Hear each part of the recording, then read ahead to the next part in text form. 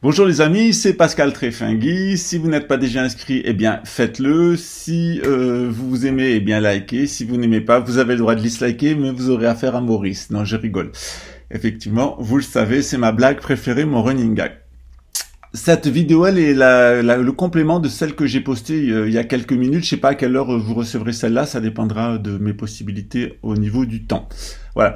Souvent, on me pose la question, et j'ai reçu pas mal de sujets de demandes, de commentaires. Comment est-ce qu'on peut avoir une vision très simple de la gnose? Alors, je vais vous mettre en image à côté, ou ici, un schéma qui va vous faire comprendre exactement comment fonctionne la gnose et qu'en fait, vous n'avez pas à vous prendre la tête avec l'alchimie, nanana, savoir toutes les sortes de gnoses, toutes les sortes de voies spirituelles. Il y a un plan très simple, qui est un plan gnostique qui est général à toute l'humanité, toutes les civilisations depuis 400 000 ans.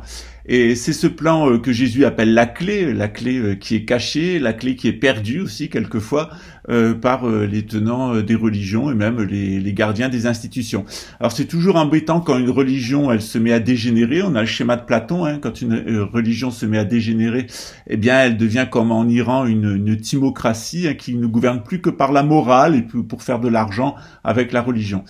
Lorsque l'ésotérisme, eh bien, il se dégénère, en particulier avec la noblesse, eh bien, ça donne aussi quelque chose qui s'appelle l'oligarchie. Et vous le voyez par exemple dans l'exemple du nouvel ordre mondial, comment l'ésotérisme est utilisé. Dans le monde de la démocratie, eh bien, c'est pareil, mais avec les connaissances techniques. Donc, comment les connaissances techniques qui sont issues de la gnose, eh bien, elles peuvent être servir non pas pour nous faire une vie dans la nature saine, etc., mais elles peuvent servir les desseins de l'industrie. Vous savez que l'industrie, elle prétend nous faciliter la vie, mais en fait, elle génère aussi beaucoup de mortalité par la pollution, par ses produits. Donc, tous les médicaments, 1 million de morts aux États-Unis par an, rien que pour les effets nocifs des médicaments et de la médecine. C'est pareil dans tous les domaines. Par exemple, l'industrialisation de l'éducation. Autrefois, l'éducation dans les synarchies, il y avait 4 types d'éducation selon sa nature psychique. On a voulu faire une éducation industrielle et vous voyez, ça coûte 130 milliards d'euros en France avec l'éducation nationale tous les ans. On n'a jamais eu autant de gens en état d'échec scolaire qui ne arrivent pas à rentrer dans la vie professionnelle, 3 millions de chômeurs, etc. Donc on voit, c'est pas parce qu'on industrialise les choses et qu'on va vers la démocratie et l'industrialisation qu'on fait le bonheur des peuples.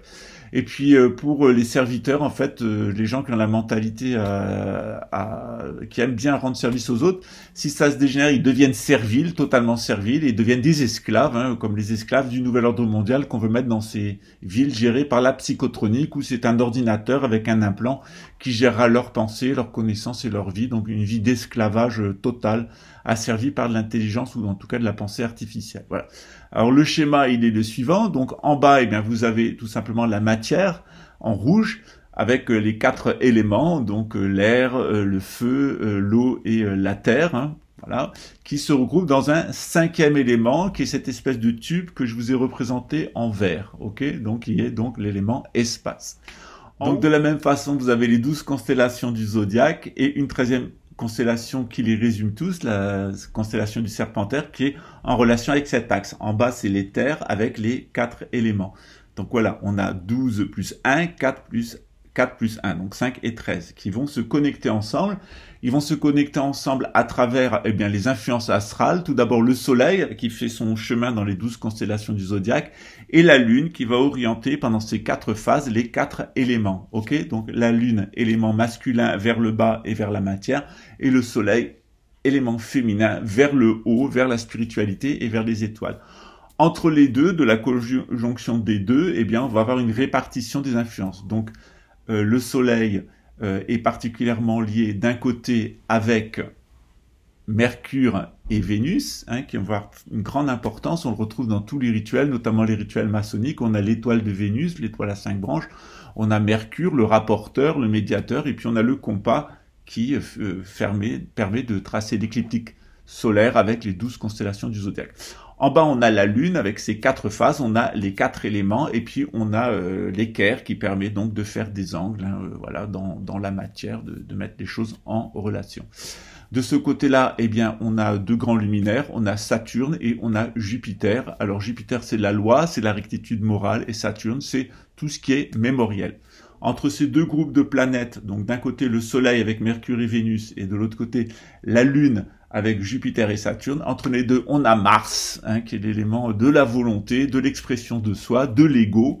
Et cet ego martien, en fait, il se manifeste en 9 types d'ego. Alors cet enseignement, on le retrouve en astrologie tibétaine, en astrologie Bön, avec les 9 types astrologiques, mais ça existe aussi dans d'autres traditions spirituelles. Ça existe par exemple dans l'islam, qui l'a repris, et dans l'islam, eh bien, ça a donné ensuite, parce que Gurdjieff a profané cet enseignement, eh bien, ça va c'est aller dans le monde occidental et c'est devenu l'énéagramme. Donc l'énéagramme qui vous explique le fonctionnement de l'ego d'un point de vue matérialiste, à l'origine, c'était un enseignement spirituel qui vous apprenait le fonctionnement de l'ego. Donc dans nos traditions spirituelles, et notamment au Tibet et dans l'islam, c'est comment détruire l'ego. Et tandis que dans l'Occident, qui a repris le même enseignement sur la base de la psychanalyse freudienne, etc., c'est comment construire l'ego. Alors vous avez vu que quand j'avais parlé des 9 égotypes, il y a eu tout de suite des réactions, tout de suite dans les commentaires. Donc d'un côté les freudiens et les énéagrammistes, et de l'autre côté les astrologues et les traditionnistes. Tout de suite on est en opposition, parce qu'en fait on a le même enseignement, sauf que nous, on l'utilise pour faire le bien et dissoudre l'ego, d'un point de vue spirituel, et eux, ils l'utilisent pour faire le mal, renforcer l'ego et matérialiser la vie humaine au maximum avec le darwinisme social, etc., et la société du nouvel ordre mondial, qui est une société parfaitement autoritaire et pyramidale, dont vous connaissez bien maintenant le schéma. Voilà, donc je vous laisse ce petit dessin, imprégnez-vous-en bien, parce qu'il est la base de la gnose. Quand vous avez compris ça, vous avez tout compris.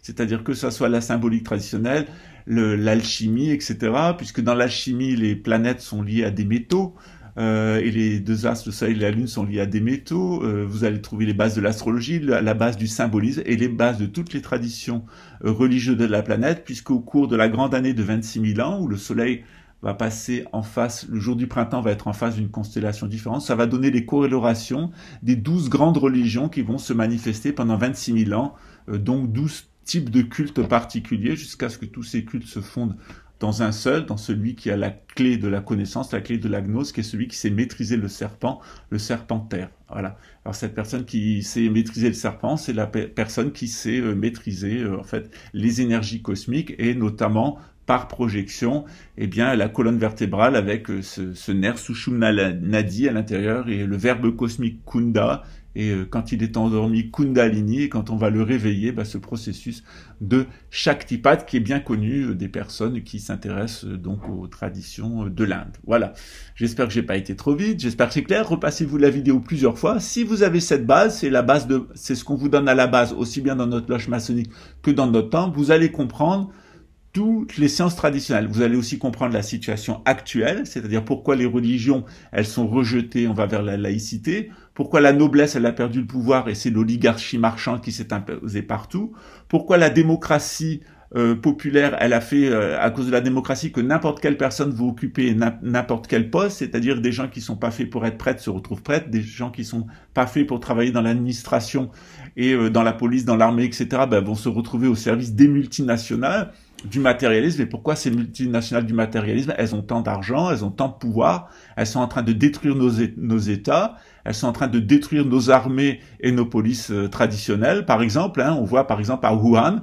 comment ils n'ont pas hésité à infecter les militaires et les policiers pour les utiliser comme vecteurs de la maladie. Ça avait déjà été fait en 1919 par la Fondation Rockefeller, qui avait utilisé les militaires, qu'elle avait infectés sciemment et qu'elle avait renvoyés en provoquant une grande épidémie de grippe qui avait atteint 100 millions de personnes dans le monde. Donc vous voyez, ce sont des gens qui ne respectent rien, et donc ils vont faire exprès de recruter des gens qui n'ont rien à faire dans la police, l'armée, la religion, l'artisanat et la servilité, surtout des gens qui sont le plus mélangés possible, du mélange familial, du mélange ethnique, etc. Ils veulent désédentariser les gens et avoir des gens les plus mélangés de tout, c'est-à-dire psychiquement pas capables d'appartenir à aucune caste et physiquement pas capables d'appartenir aux qualités de chacune des grandes races. Donc ils veulent un espèce de métissage social, culturel, mondial pour faire avoir une humanité de nomades qui ferait tourner comme ça autour d'Israël. Ça c'est le projet du nouvel ordre mondial. Donc ça a des inconvénients, c'est-à-dire que les traits raciaux typiques sont en train de disparaître avec toutes les qualités d'enracinement dans le sol, c'est-à-dire qu'il n'y a plus personne qui est capable de participer à une caste dans une société de sédentaires, donc la sédentarité est en train de disparaître partout. Est-ce que c'est un mal? Non, c'est un signe des temps. Est-ce que c'est un bien? Non, c'est aussi un signe des temps. Ça veut dire qu'avec le nouvel ordre mondial, on atteint le point d'achèvement où toutes les civilisations de l'hémisphère nord vont être détruites afin d'amener l'ère du Verseau, où toute la civilisation est détruite pendant l'ère du Verseau, puisqu'on reconstruit une nouvelle civilisation nord, et puis amener au sud, avec l'avènement de l'ère du Lion dans l'hémisphère sud, la domination intellectuelle de l'hémisphère sud, avec le Brésil d'un côté, et très certainement le Nigeria, ou en tout cas l'Afrique du Sud de l'autre côté, qui seront les grandes puissances intellectuelles, économiques et mondiales, avec l'Australie dans le 21e siècle. Au nord, effectivement, les gens qui continueront à dominer sont les gens qui seront restés bien sédentarisés, qui auront résisté. Tous les gens qui se seront nomadisés avec le nouvel ordre mondial, ils vont vers la dislocation de leurs États, la dislocation sociale, la perte de biens, la mort, etc. C'est ces grandes guerres qui sont prévues. Et d'ailleurs, la CIA elle-même, dans son rapport de 2035, ses projections pour 2035, elle dit elle-même que l'Occident se sera totalement effondré et que la Chine sera la première puissance économique, intellectuelle, sociale, financière dans l'hémisphère nord, avec un effondrement total de la culture occidentale, et un effondrement de la race blanche et une destruction de la sédentarité aux États-Unis, en Europe et en Russie, et donc un avènement donc de la race jaune, de la domination de la race jaune dans l'hémisphère nord. Alors c'est un fait historique, c'est comme ça. Voilà, chacune des races, elle va dominer. Le Manvantara Purana nous explique qu'il y a 14 grands cycles d'humanité. Ce grand cycle d'humanité, il était surtout dominé par la race blanche, par sa violence, ses capacités intellectuelles, etc. Et qu'à la fin, elle va disparaître et que c'est la race jaune. Donc quand on va rentrer dans la nouvelle humanité, c'est la race jaune qui va dominer l'hémisphère nord. D'ailleurs, on le voit de plus en plus. S'il n'y avait pas eu Mao, les Chinois seraient déjà 3 milliards et l'hémisphère nord leur appartiendrait totalement. Donc Mao n'a fait que retarder un processus qui était connu d'avance, qui était la domination de la pensée chinoise et de la race jaune sur l'hémisphère nord. Est-ce qu'on doit le craindre? Non, pas du tout. C'est un phénomène historique, qui est en tant que tel. Voilà. Ce qui est inquiétant maintenant, c'est qu'on est dans des situations où la religion n'est plus entendue, où la noblesse est devenue financière, où tous les gens la fabrication n'est plus artisanale, elle est complètement matérialiste et elle est très polluante. Et puis la plupart des gens ont une mentalité de servile et font leur métier pour l'argent par servilité et se retrouvent dans des tas de fonctions où les religieux vont pas être des bons religieux, les policiers, les militaires, les gens de l'administration sont là pour l'argent et donc n'auront pas d'idéal en fait, d'idéal de civilisation. Et pareil pour les artisans qui ont perdu, en devenant des ouvriers, ils ont perdu leur idéal et la possibilité de réalisation. Alors on est tous dans cette situation, c'est pas infamant pour les uns ou les autres, c'est juste un processus traditionnel qui a été décrit par René Guénon dans 2 livres qui sont très importants, qui sont La crise du monde moderne d'un côté et le règne de la quantité et les signes des temps, donc la crise du monde moderne, le règne de la quantité et les signes des temps, où Guénon explique tout ce que je suis en train de vous dire. C'est pas des idées personnelles, c'est des idées traditionnelles qui d'ailleurs ont été reprises par René Guénon. Si vous voulez avoir une suite, je vous propose de lire Jean-Marc Lallemand avec par exemple Les Tréteaux de l'Antéchrist et René Guénon et les 7 tours du diable, où vous avez une explication de ce processus de déchéance des institutions, des individus et de la sédentarité en Occident, et une annonce du châtiment, de l'écroulement de l'Occident que d'ailleurs nous sommes en train de vivre. Voilà. Je vous remercie pour votre écoute. Demain, pas de matinale, tout simplement parce que j'ai encore pas mal de choses à faire. Et puis voilà, après mon passage à l'hôpital, j'ai besoin de me reposer. Et puis on se retrouve mercredi pour une vidéo qui continue en fait sur le livre de Daniel, qui va nous permettre de parler du grand monarque, de Mahdi et de l'Antéchrist. Voilà, je vous remercie pour votre écoute. Actuellement, il y a beaucoup de perturbations qui est créée, mais par une personne sur Internet. Alors, vous pouvez aller voir si vous avez envie. En fait, c'est des chaînes où il y a très peu d'abonnés. C'est quelqu'un qui essaye de se rendre intéressant. Mais avec Rayad, on a décidé que voilà, on allait agir. L'information que j'ai eue ce matin depuis la France, c'est qu'il était suggestionné par le faire par quelqu'un qui l'a un peu amer à l'intérieur du service secret français de ce que j'ai dénoncé sur la psychotronique et qui essaye de faire du buzz négatif contre moi parce que j'ai une procédure judiciaire qui est en route en France parce que il y a 4 ans, j'ai été insulté et pratiquement agressé par un policier qui était alcoolisé. Qui a voulu me mettre un procès verbal en disant que j'avais grillé un feu alors que j'avais pas grillé du tout. Il m'a insulté, infamé et insulté mon fils qui est mélange arabe moitié allemand, donc il a un père allemand, une mère éthiopienne. Il s'en est pris à mon fils, il s'en est pris à moi. On a été copieusement insultés tous les deux, donc j'ai réagi en portant plainte contre lui.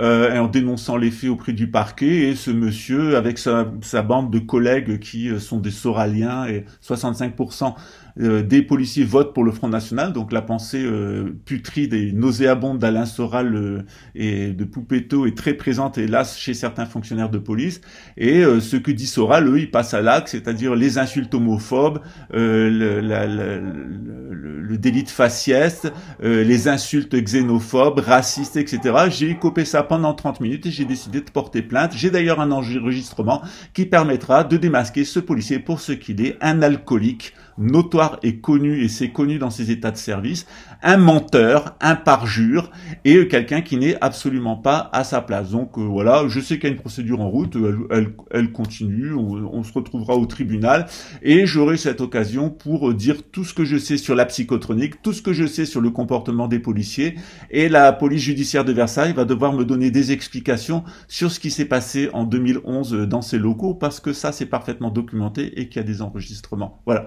Je vous rappelle que la police judiciaire de Versailles, le chef de la police judiciaire de Versailles, et cette police judiciaire a fait l'objet donc de procédures judiciaires et administratives parce que le trafic de drogue y était particulièrement important et que donc on est là dans un des centres du pourrissement de la police nationale tel qu'il a été dénoncé par Alexandre Langlois, hein, donc en région parisienne. La police judiciaire de Versailles était connue pour ça, mais il y a Trappes à côté, il y a des hauts lieux du cannabis et du trafic de drogue, de cocaïne, où beaucoup de policiers sont impliqués et sont dérangés par ma dénonciation de la psychotronique, de l'implication de la police dans le trafic de drogue.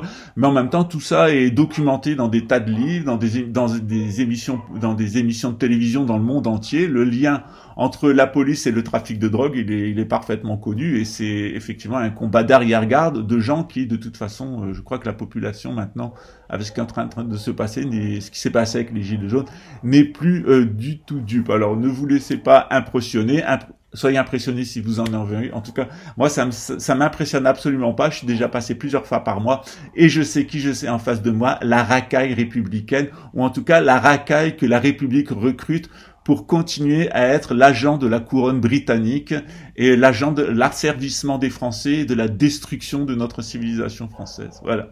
Allez, à après-demain. Ciao.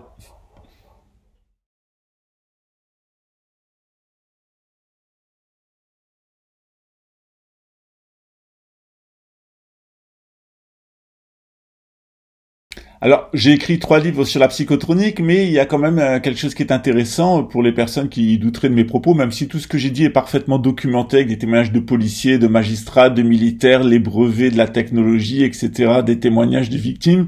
C'est que dans la revue internationale de criminologie, le professeur québécois de Surmont a publié ce qu'il appelle le harcèlement en réseau et la spirale politico-mafieuse à l'intérieur de la police. Donc c'est intéressant parce que ça a été publié dans la revue internationale de criminologie en français et en anglais, et il montre que le matériel psychotronique est utilisé par les policiers en utilisant des schizophrènes, en particulier des youtubeurs, des internautes, etc., donc des malades mentaux désocialisés qui sont identifiés en tant que tels, et que des policiers, soit dans les services de renseignement, soit dans les services de police normaux, vont utiliser en les suggestionnant pour faire du harcèlement en réseau, lancer des accusations contre des personnes, tout simplement parce que ces mêmes policiers sont impliqués dans le trafic de drogue, dans des assassinats, des activités terroristes, etc.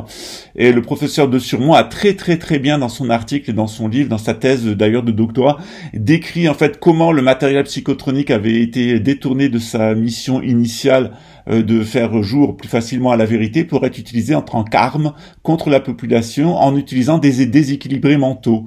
Et vous regardez d'ailleurs les différentes vidéos qui sont liées au personnage dont je vous ai un petit peu parlé plus haut, et vous allez voir que c'est quelqu'un qui, bon, on connaît maintenant sa vie privée, etc. On reviendra avec Los Locos samedi prochain dans un live. Vous verrez que pourquoi ils utilisent ce genre d'individus déséquilibrés psychologiquement, parce qu'en fait c'est utile pour couvrir les réseaux mafieux à l'intérieur de la police, et c'est ce qu'on appelle l'imbécile utile en fait. Mais en psychotronie c'est assez connu, on appelle ça des mules ou on appelle ça des nourrices dans le cas du trafic de drogue, c'est-à-dire que on suggestionne une personne, on trouve un pigeon pour servir d'appât, pour faire du buzz, pour régler ses comptes.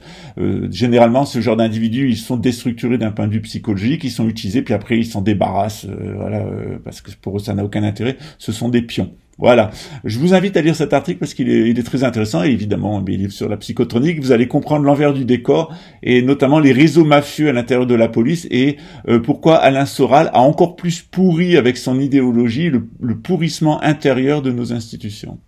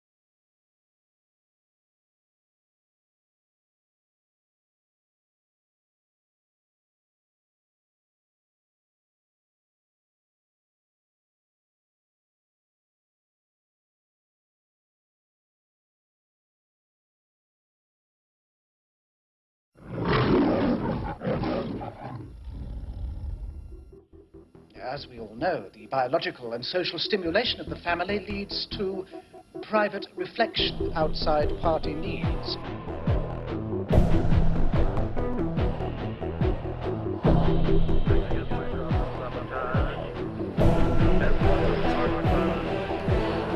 You're a thought criminal.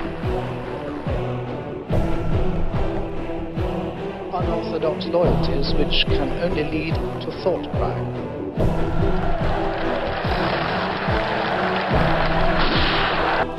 There is truth, and there is untruth.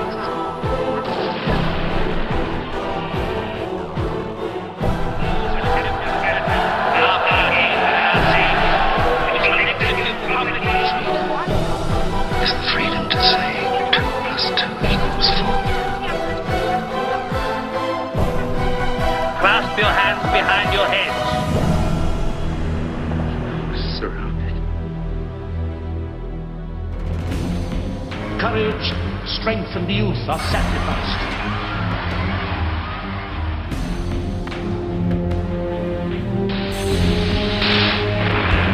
Who are you?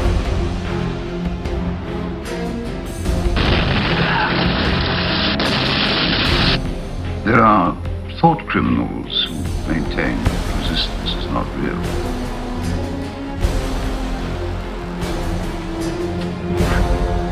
Believe me, Winston, it's very real.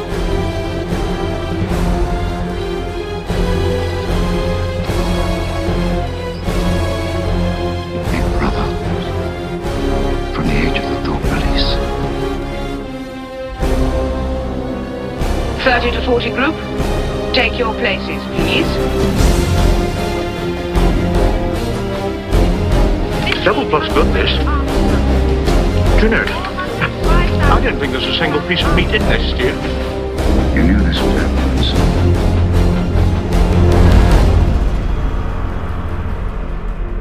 The individual is silenced.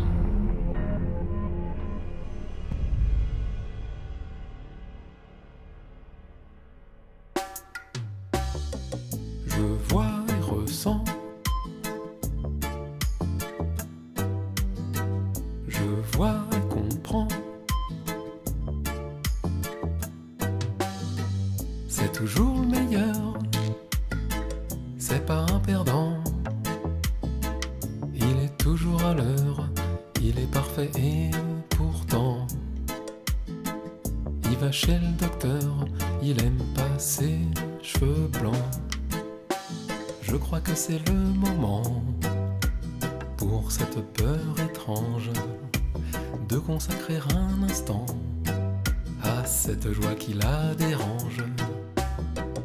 On l'écoute à table, il a toujours raison.